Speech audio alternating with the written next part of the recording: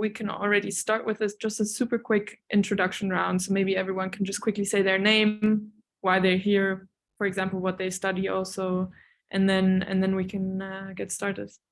Maybe Nora, you want to start it off? Yes, sure. So my name is Nora. I'm from Germany. I study sustainability management in Nuremberg, and at the moment I'm writing my bachelor thesis on the topic of circularity and the textile industry. So yeah, that's obviously the reason why I am here, because I want to do expert interview, and yeah, so I try to ask my questions. Yes. Nice. Is it Raghav? Yes, that is correct. Hi, good afternoon. My name is Raghav, and I am originally from India. I'm writing my master's thesis right now at TU Delft on the strategies behind circular innovation, particularly the innovation system behind circular innovation, and the barriers, the drivers, and the new strategies that can be used to overcome these barriers. I'm looking forward to the discussion today. Nice, super nice. Welcome. Is it Suye?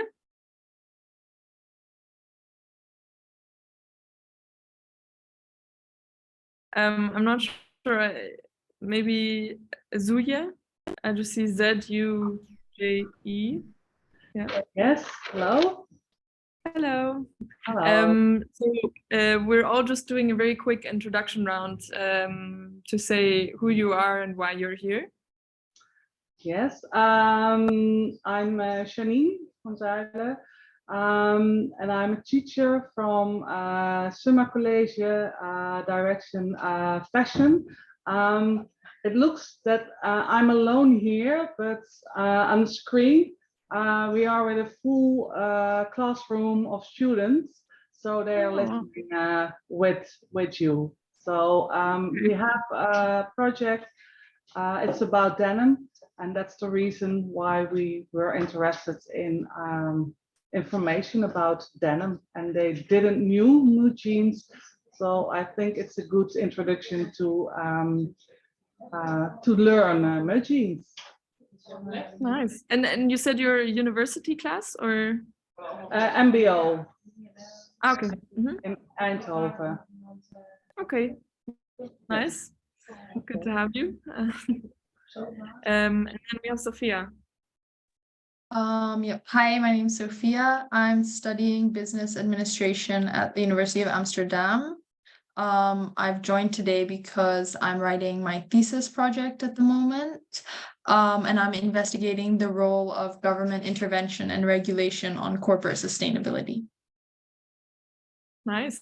Nice to have you. All right, I think then we can get started. Maybe Nora, you have your first question. Yeah.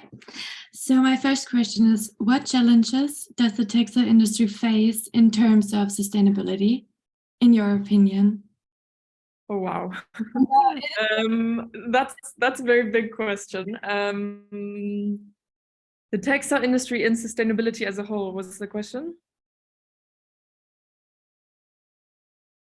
Yeah? Yes. Okay.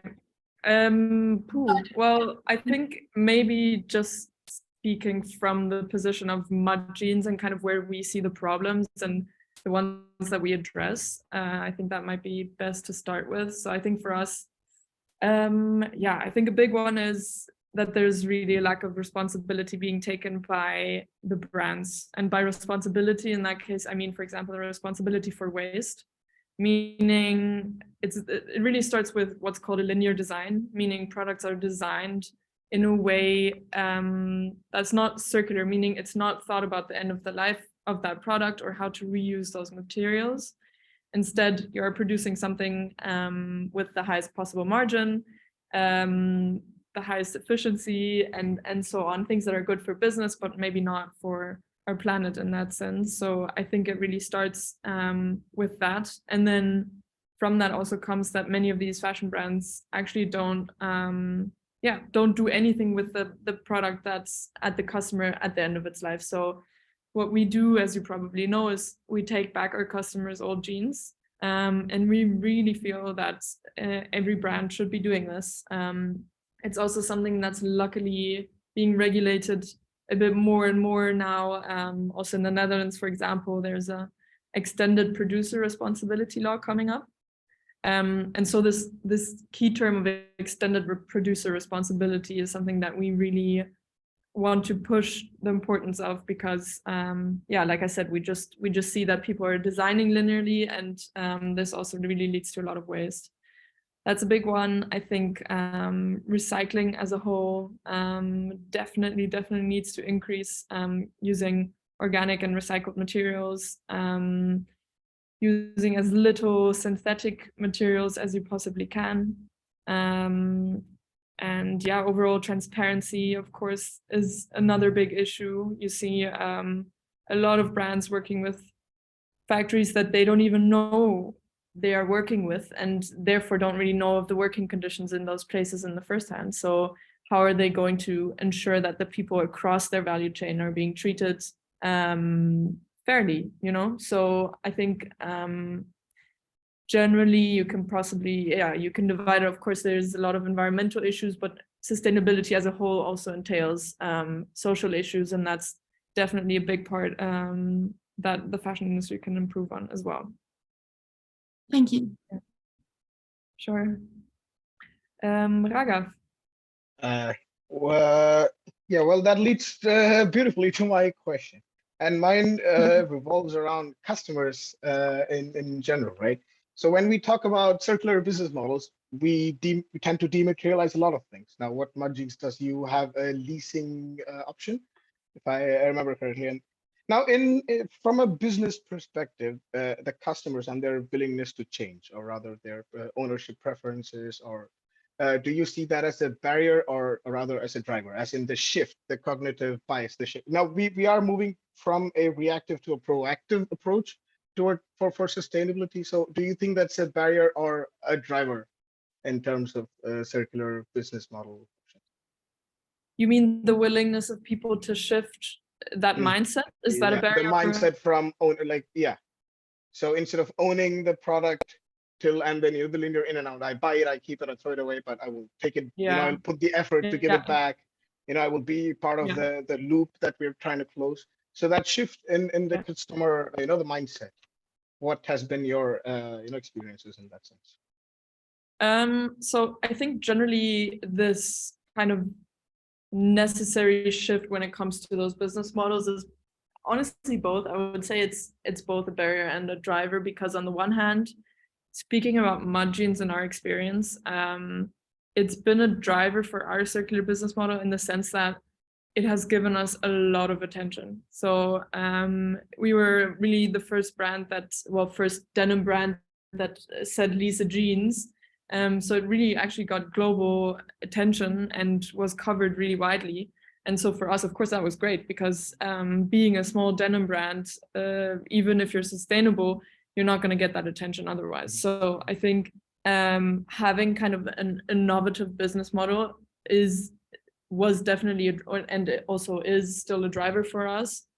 And then I think you also have to distinguish kind of between the different types of customers. There's something called like dark green customers, there's green customers, there's the regular customer that maybe doesn't pay as much attention to sustainability. So it also depends there. If you're looking at that dark green customer, I think there again, it's a driver, because these are people that are really spending time looking for these sustainable brands and reading into the fine print, seeing what's behind it.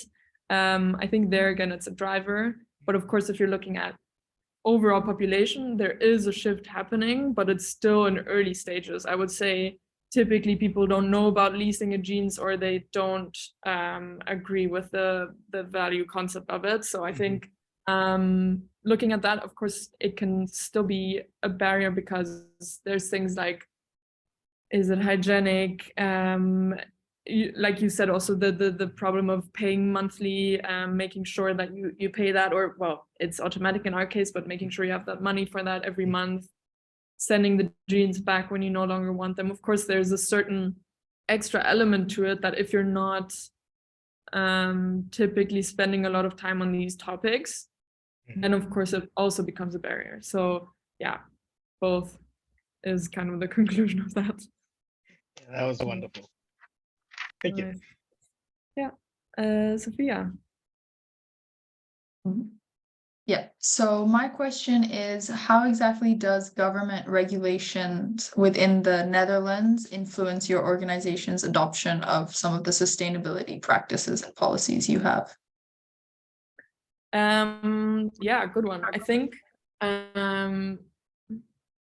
as Mudgeons, we're going to respond to that answer to that question quite differently than maybe the standard brand, because a lot of upcoming regulation, if you look at greenwashing regulation, if you look at extended producer responsibility in Netherlands, that's called UPV regulation, those are all kind of laws that we have been advocating for a long time. So in that sense, it encourages us, because we see that things that we have been pushing for or for their significance are finally being done. But in terms of our day-to-day work, I think it won't change that much, because it is things that we, at least have been aspiring to do since basically the start of our company. However, I do think that if you look at a lot of these laws, especially if you look at, greenwashing laws coming up, it does change that we will have some kind of competitive advantage, I think. So if you look at the brands that are right now making all of these sustainability claims, right? If you look at Nike, recently they got into a big lawsuit about it. But basically before this, we had marketing budgets that were nowhere near being comparable, right? So they have a far wider reach, they have a far wider opportunities in terms of their budget. And there was no regulation around who can make certain statements and what you need to back those statements up. And because there was a lack of regulation, we couldn't stand out as much as we probably now will be able to, because they had a bigger budget, but they could still make the same claims. So of course we couldn't compete in that sense. So yeah, I would say once this actually happens, that only those that are actually green can make green claims, that's going to be the biggest impact, I think, on us specifically. Okay, so you mean to say that these are kind of regulations which you already abide by, but they're not actually enforced yet, they're coming into regulation?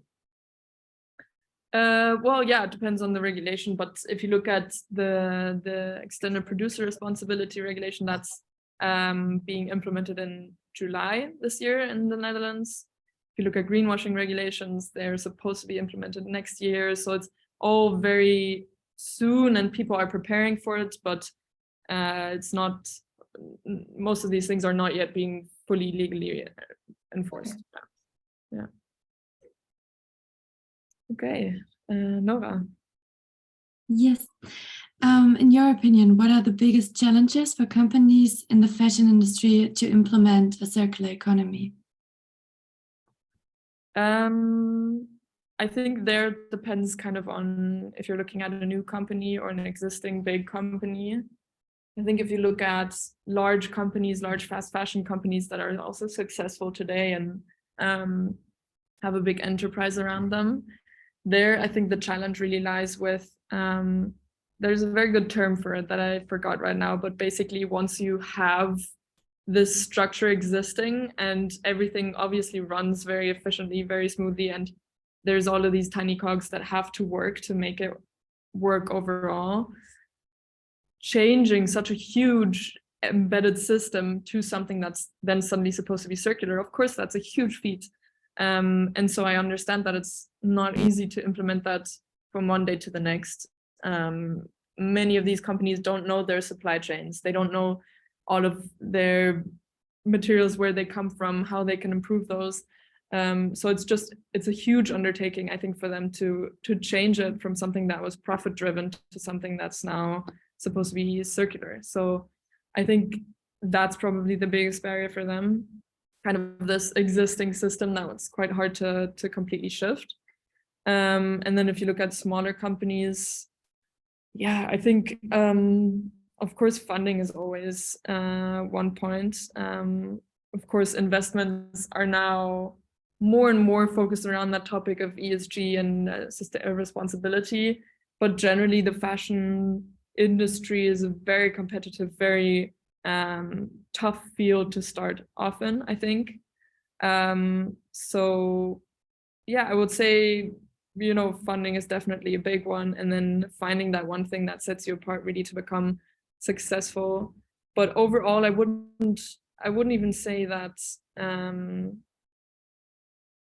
that it's that much harder to set up a circular one than it is a normal one, in the sense that, of course, you prioritize different things, and your margins might be smaller. You know, if you look at us, our margins are definitely smaller than if you look at a normal fast fashion denim brand, or even a non-sustainable denim brand, because the materials right now are just more expensive, and the innovative methods are more expensive. You know, we do water recycling, we do dry indigo dyeing, we do all of these things, and you're paying for that. Unfortunately, the materials for that are more expensive still, but also you're paying for the development of it, right? So yeah, I think there's still a lack of existing companies that are willing to invest in those developments, and because of that, they still remain somewhat expensive.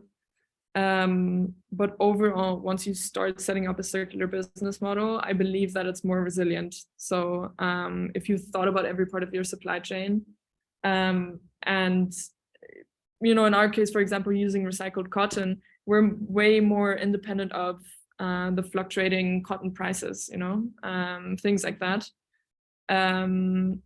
So overall, it's a more resilient model, but of course, you're going to have financial struggles, I think, to set it up initially. Yeah. Thank you. Raghav. Yeah. Well, my question really ties in together what we've been discussing. So going from your regulations and standardization, let's say, because there is no standard rule book for implementing a circular innovation. And we talk about, you know, your priorities in terms of, you know, your bottom line profit, or being circular, and, you know, having that explicit goal towards being sustainable. And then we connect that to, you know, not having enough funding, or rather being able to show that you can be profitable, because the loop has to close. In a linear system, it's very simple to demonstrate, but in circular businesses, it is difficult. So, you know, putting together all this, again, I know it's a lot, but do you think the replication of a circular business model is, from a company perspective, easy or difficult? As in operational, does it become hyper local, or is it possible to, let's say, expand operations elsewhere as well? Yeah, that's a good one. I think it depends. I would say we do have experience with other brands reaching out to us and asking us if we can help them set up a similar system.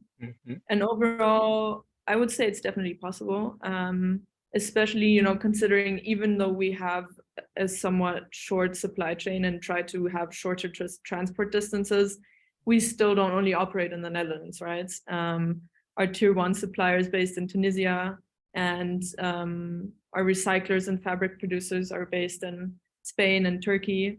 So these are all obviously also locations that are accessible for many other countries. But of course, you're having to look at transport distances and so on.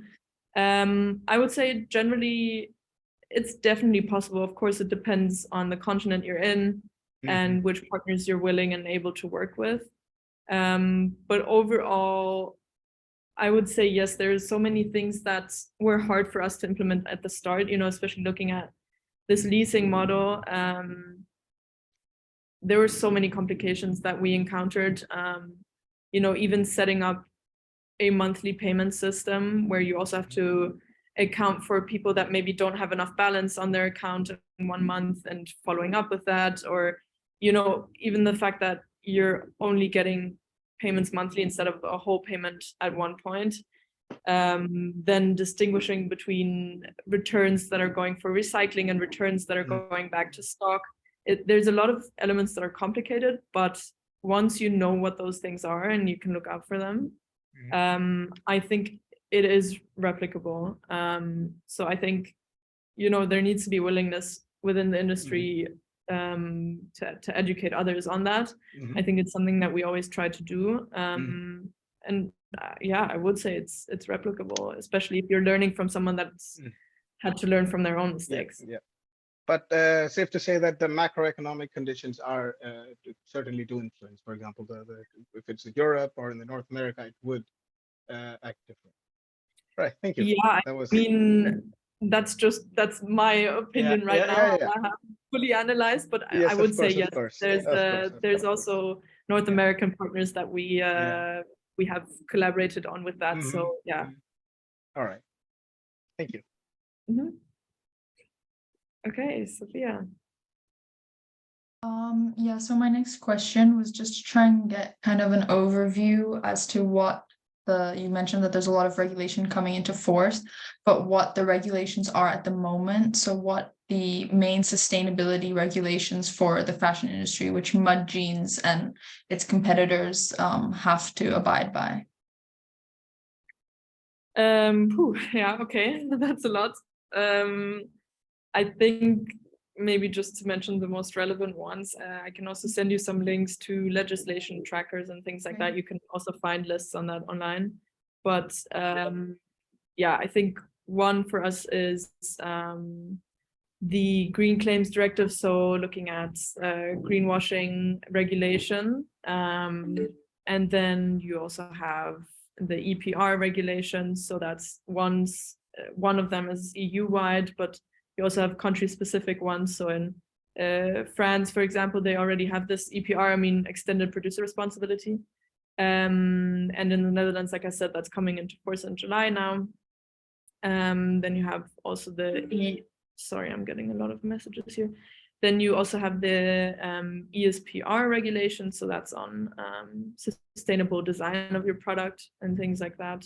Then there are bigger laws such as CSRD and CSDDD. So these are around, for example, in your throughout your supply chain being accountable for human rights violations and environmental right violations, things like that. I think overall, to summarize, it's kind of around taking more responsibility throughout your supply chain, throughout the end of life of the product, for the design of the product.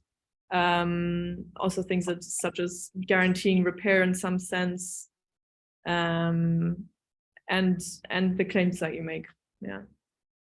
Okay. And do you actually feel like these policies are enforced? Because I've interviewed quite a lot of companies in the Netherlands, and to my surprise, when I've asked what environmental regulations do you have to abide by, most of them have been like, no, there's no rules. Well, yeah, at the moment there isn't. All of these things that I just mentioned are currently being. Okay. Yeah, so that's the thing why right now is such a crucial time, because in the next 1 to 3 years, we're going to see all of these things actually being enforced. And then you're really going to see the effects of that. But right now there's this simple lack of regulation for sure. Okay. Yeah. Okay. Yeah.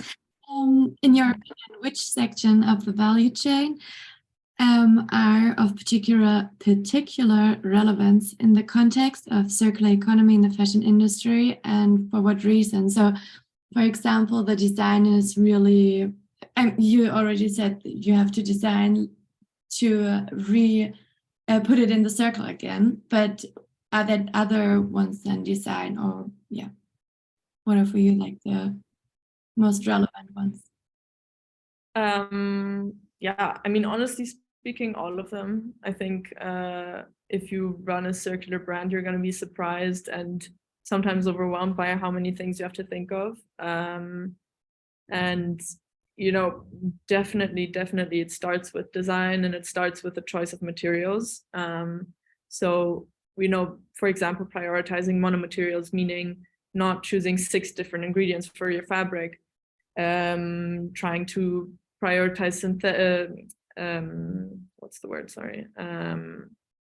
well, natural materials over synthetic materials, and then looking at your design. So making that as simple, recyclable and circular as possible. Those are definitely the things that it starts off with. And if those things are not going the right way, then it's going to be incredibly hard to implement it overall. So I would say perhaps the most important bit, yes. But then throughout the whole supply chain and production process, you also have to look at things, even for us, we still use chemicals throughout the supply chain. You have to look that these are the right chemicals, that these are green and safe chemicals.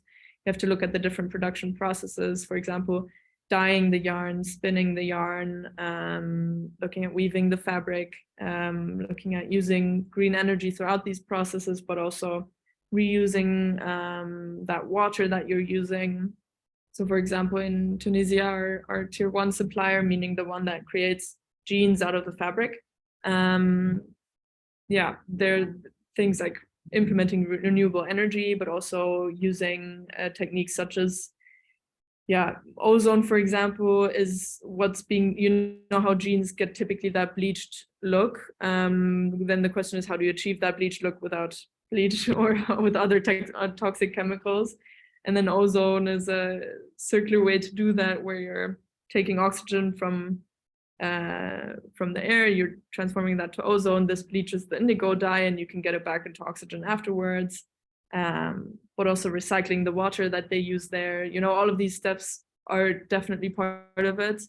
And then, of course, again, a super, super important step is end of life. So that obviously started with design, but when you get the product back, how do you treat that? How do you get the product back in the first place?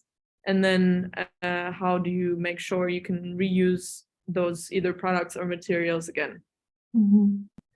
Yeah, good one. Thanks. Okay. Raghav. Yeah. So my question is around the KPIs and particularly how Mudgeons as a company measures and represents the effectiveness of the circular initiative. So, and it is my understanding that there is no really a standardized measurement across industries or even within the same industry. So I would just like to get your inputs and thoughts on that. Yeah, I think there's a few things that we take kind of, like you said, it's really hard to measure it in that sense, but there's a few things that we kind of use as our impact indicators in that sense. So I think it starts with how much recycled cotton we use versus how much virgin cotton we use, for example, and kind of seeing how our choices of fabrics and materials moving forward impacts that. So just last week, I kind of did a calculation based on some assumptions of new fabrics that we could use and how that would impact the amount of virgin material we use. Then a big one for us is obviously the amount of jeans we collect and the jeans we recycle. So yeah, around every 6 months, we send the jeans to our recycling partners, and this way we can also report on that. And with that, in our case, also comes, we have a collaboration with the nonprofit Just Dig It, and they regenerate trees in previously deforested areas. And for every jeans that we collect for recycling, we also regenerate one tree with them. So for us, that's quite specific, but still that's something that we report on. And then of course, a big one for us is the actual impact that we measure through a life cycle analysis on our products. So every year we renew those measurements to know how much. It's a wide range of impact indicators, but the ones that we communicate to customers are water and CO2. So how much water and CO2 does a product use? And then also comparing that to an industry standard. So for example, just to take last year's example, where we had the industry standard of 7,000 liters of water being used for one jeans. And we knew that we used 393 liters. So you can calculate how much you're saved. So that's also something that we like to report on. So by replacing mud jeans with a non-sustainable jeans with a mud jeans, how much does that save? So by that we can also calculate that. And by non-sustainable, we mean not circular, just your general fast fashion. Exactly. So basically, compared to your linear business model, in comparison to the linear business model, what mud jeans as a company is about to make an impact? Yeah, so it's a bit more complicated on how to calculate them, but essentially we call it an industry standard. But we make we have a new approach this year, but basically we make assumptions on what makes us special and do kind of two LCAs, life cycle analysis, next to each other. So for example, we know that it's not the norm to recycle the water. We know that it's not the norm to use recycled cotton. So these are things that we can model in the system, and by that show how much it saves to produce a mud jeans versus a, in that sense, less sustainable jeans, the industry standard, we call it. Yeah. Thank you. Yeah. Okay, Sophia.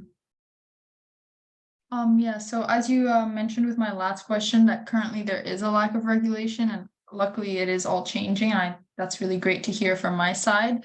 But as kind of a pioneer and a leader within sustainable business, would you say that your environmental initiatives have mostly been motivated by intrinsic reasons then, as opposed to external rules and regulations? Yeah, definitely. I mean, if it's like you said, there's just a lack of regulation, so that definitely wasn't the reason for us. Mud jeans kind of started based on wanting to do things differently in the industry. We have that statement of doing jeans differently. So yeah, the whole reason why it started and why we are doing all of these things that, to be honest, just make it obviously more complicated overall to function as a business, definitely was intrinsic motivation and not external regulations. Yeah. Okay, but do you think that external regulation and the government does have a role to play in encouraging businesses to act sustainably, and that's not just within the fashion industry, but from a wider perspective? Like, do you think that that is something that should be done? For sure, it's I think it's the only thing that will actually cause change, because if you were to rely on intrinsic motivation, you wouldn't get very far. I think that's always the case. If you have to rely on people as individuals or businesses as a whole to what's the word, like to make these decisions based on intrinsic motivation, I think you're never going to get the mainstream to be more sustainable. So we always say it needs regulations. It doesn't need voluntary collaborations. These are all nice things to have, of course, but then you're always only relying on a very, very small minority of companies. So it needs regulation for it to work across the whole industry or beyond industries. Yeah. Okay. In your opinion, what economic benefit can result for companies from implying circular economy approaches? Because you already said the marches are a bit smaller. Yeah.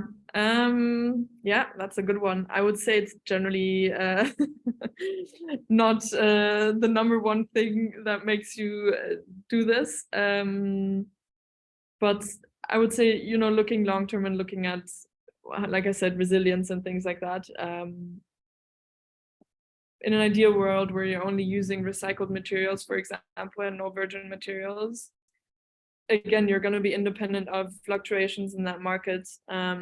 So, it's definitely a benefit for us that we use less virgin cotton, for example, than competitors do, because these prices in the last year were increased drastically. So I would say that definitely was a benefit.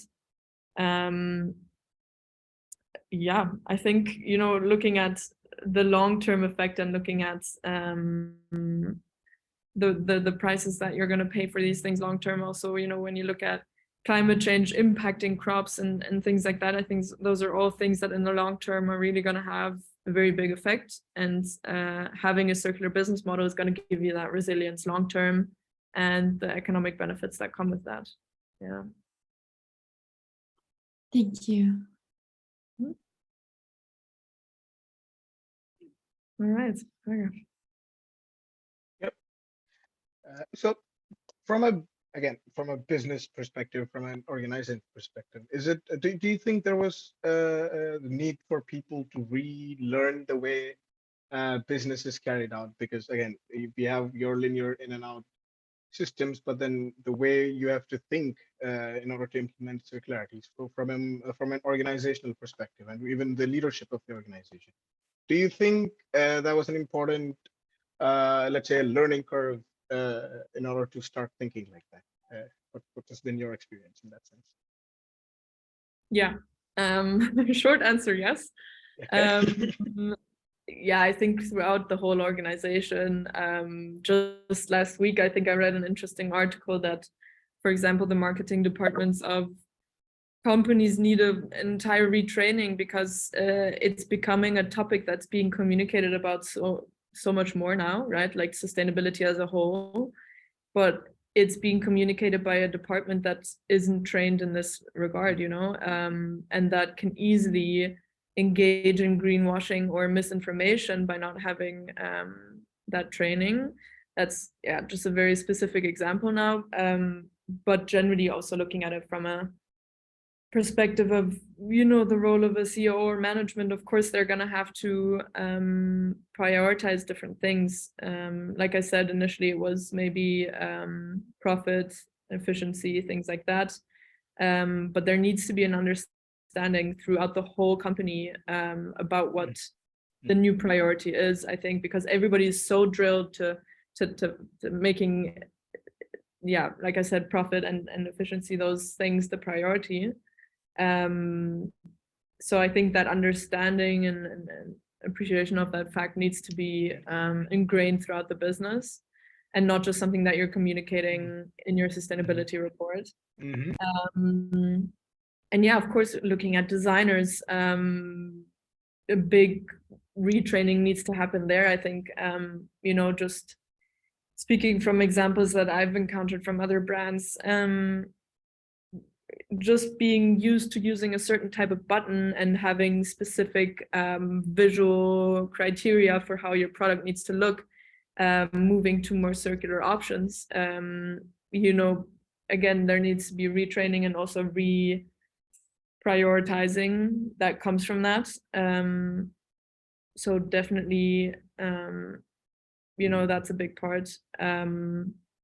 Yeah, so I think throughout the whole organization, there definitely needs to be a retraining. Yeah. All right. Yeah. Sophia. So this is actually my last question that I've got for you. So your production process is spread over several countries. I know online I saw India, Tunisia, Spain, and the Netherlands listed. I'm wondering if working along so many different borders, you've observed any differences in environmental regulations in these areas, and how that's kind of affected your operations. Yeah, so maybe just for context, yeah, so we receive our cotton from Turkey and from India, and then we have our recycling partners in Turkey and in Spain. We have fabric producers in Turkey and Spain, and then we have our final jeans manufacturer in Tunisia. There is differences in environmental regulations, but I think, you know, the fact that we don't have employees in that country, but yeah, how do you say that, operate from within the Netherlands, means that we mainly have the regulations that run here. And then those also entail regulations such as the CSDDD, for example, so things like due diligence across your supply chain.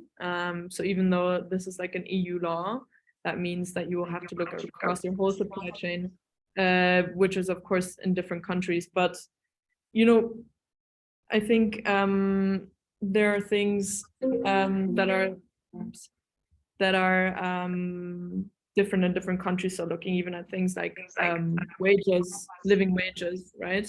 You're going to have different living wages in different countries. If you want to assess those things, you have to look at those differences.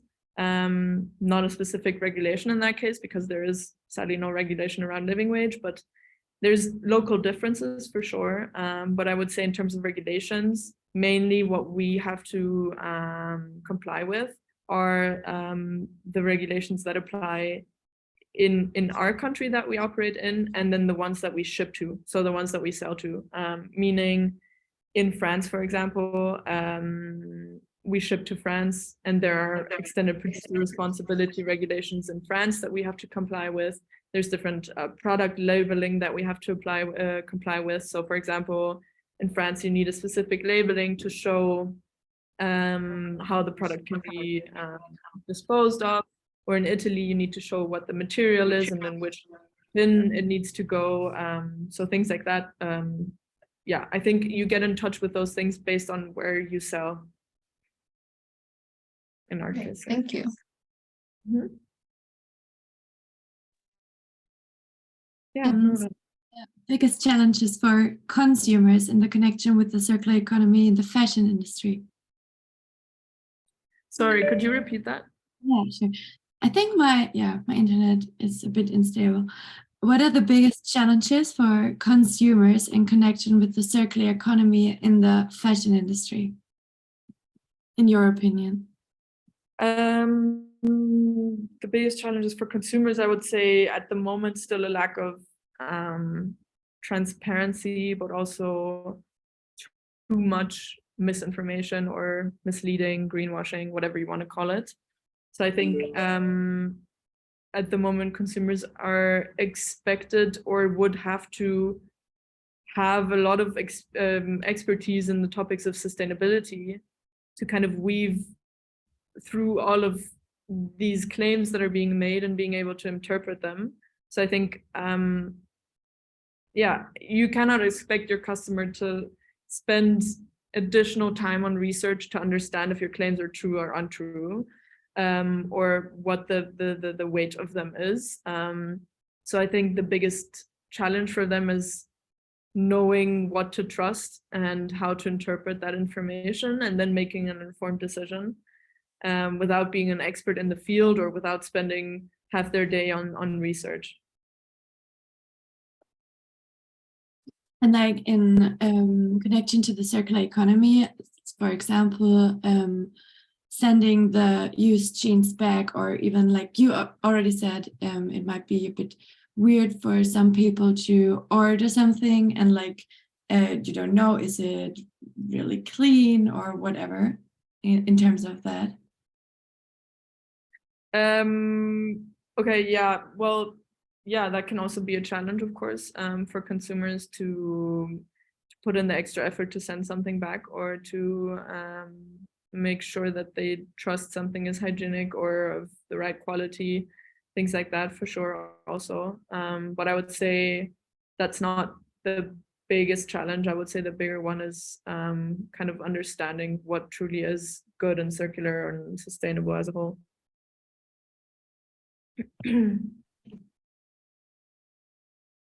Well, this is also my last question, a little complex, but in terms of the network formation, right? So this is about your logistics, your partners, your suppliers. How or how important is their influence? And we were talking about the shared vision throughout the organization. Now, if we take bring it to other stakeholders within the entire value chain, do you think that's been a barrier, or do you think that's a driver? If or what has been your experience in that sense? I want to make sure I understand correctly. So you mean how their visions influence their business model, or what do you mean? Or just their influence, other stakeholders, because now again, circular economy, you have the entire value chain. Now we need to close loops. Now let's take the example of mud jeans. Now you have partners in Tunisia, Turkey, you said, and now because of the existing your linear lock-ins, a lot of these partners, a lot of external suppliers, vendors do not engage in circular activities. So was that a problem when you were operationalizing, or has that been a driver? Has it been easy to find partners who have a similar shared vision? What has been your experience? Yeah, I think we were very lucky with the suppliers that we have, because, well, we consciously chose them because they have a similar vision, right? I think choosing or working with partners that have that don't have that shared vision or don't have circular or sustainable values in some sense would be extremely hard, or it just wouldn't be a good idea in our case, because we have quite ambitious goals and also technically challenging goals that can only be implemented by someone that has a shared vision and has the right expertise for that. So because that is the case in our case, I would say it's been a driver for us, because we learn from our supply chain partners, we collaborate and innovate together with them. Looking at, for example, the dry indigo method. That's not something we invented as Mudgeons. It's a partner of ours that invented this, that we of course helped test and develop this method. But in the end, they are the ones that drove this development. So for us, it's definitely been a huge driver, and we love working with partners that kind of drive this circular ambition and not be a barrier to it. Thank you. Yeah, great. All right, Sophia, I think you said you didn't have any questions anymore. Nora, do you have any last question? Yeah, I got one last question. What future developments do you expect with regard to the implementation of circular economy models in the textile industry? I think recycling is gonna see a lot of developments, especially chemical recycling. So at the moment, there's a difference between mechanical and chemical. Mechanical being the typical shredding of a fiber and spinning a new yarn from those fibers. And chemical recycling is kind of, I'm gonna say breaking down the fabric into a kind of a pulp and creating new fibers from that. And the advantage of this in our specific case, for example, is with mechanical shredding, you are shredding the fabric and making the cotton fibers shorter. And a shorter fiber means you're going to have certain technical challenges if you use a large amount of that. So the reason why we only use maximum 40% at the moment is because if we were to go beyond that, these shorter fibers would have kind of a disadvantages on the product. And so chemical recycling means you can have actually as long cotton fibers as you want, essentially.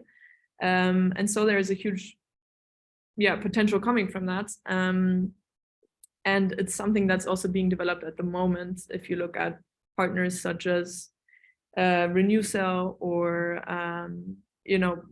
companies like Lysel and so on. So I would say that's definitely a big one. They're still facing technical challenges and supply challenges because you need a very pure type of waste, for example, for that. So I think recycling and chemical recycling also, that's going to be a big one. And generally, a lot of developments are there. It's not like they don't exist, but they need more investment. They need more people to actually use them, and then it becomes more accessible to a wider range of companies and to the industry. So I think, there's going to be a lot of, I think mainly, well, not mainly, but I think a big one is recycling, also looking at synthetic fiber recycling. So how do you recycle things like polyester? But generally, there's a lot of developments already there, and they're hopefully going to see more investment coming their way. Perfect. Thank you.